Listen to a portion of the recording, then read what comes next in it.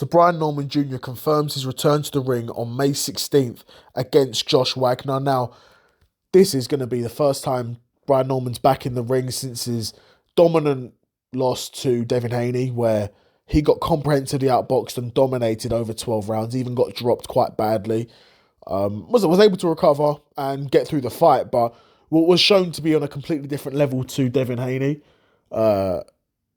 And Devin Haney was literally just levels beyond and became the new world champion at welterweight. But don't let that fool you about Brian Norman. Just because Devin Haney's level's better than him doesn't mean that he's an absolute bum, doesn't mean he's an absolute scrub, doesn't mean everything he's done before in his career means nothing either.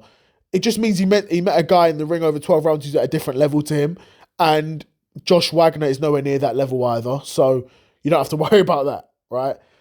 Brian Norman going into the Devin Haney fight was actually probably regarded as the best world champion at welterweight, and in my opinion, I believed he was at that point. Looking at the other welterweight champions, Brian Norman Jr. was the best welterweight world champion at one point, especially coming off his most recent win before that Devin Haney fight, a violent, brutal knockout of Jin Sasaki. And again, Jin Sasaki wasn't a guy who was at a super high level or a guy who was mixing it at world level consistently. I can't say that at all. But it was a brutal knockout, and I believe it was knockout of the year.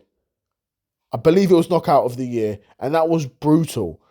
And Brian Norman's definitely still got that in him. Hopefully. We're going to find out against Josh Wagner. I think he does, though. Josh Wagner's really nothing special. Josh Wagner is known for his loss to Harlem Eubank, right? And that was Harlem Eubank pretty comfortably beating him as well. And I'm like, if you're losing to Harlem Eubank, then you going in there with former world champion Brian Norman Jr., you've got no chance, buddy. And honestly, your fate may be similar to Jin Sasaki's. Your ass may get knocked out because Brian Norman can punch. He can punch. Because if you're knocking a guy out like that, you can punch, obviously. And guys will say maybe it's unfair to judge a guy based off of one performance. But, that's boxing though, isn't it? At the same time, Jin Sasaki to date probably was his highest profile opponent. And then obviously he fought Devin Haney. So this guy on paper fights the biggest name he's fought and he sleeps him.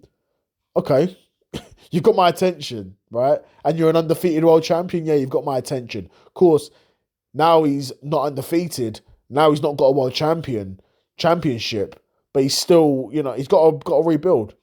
Because if you're telling me Brian Norman couldn't become a world champion again, I struggle to believe that. I think Brian Norman's capable of winning a world championship. You put Brian Norman in there with Rolly Romero. Brian Norman can beat Rolly Romero. You put Brian Norman in there with Lewis Crocker. I wouldn't be surprised if Brian Norman could take a decision against Lewis Crocker as well. Because before the Devin Haney fight, I would have been picking Brian Norman to beat all of those guys. Anyway. So unless, a Devin Haney loss is that devastating to your career, I don't think it is. In my opinion. But to each their own, because I think Devin Haney's a pretty damn good fighter. But yeah, Brian Norman's back against Josh Wagner.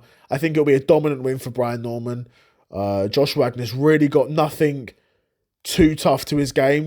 Brian Norman's a southpaw, a bit of a puncher, can put his punches together as well.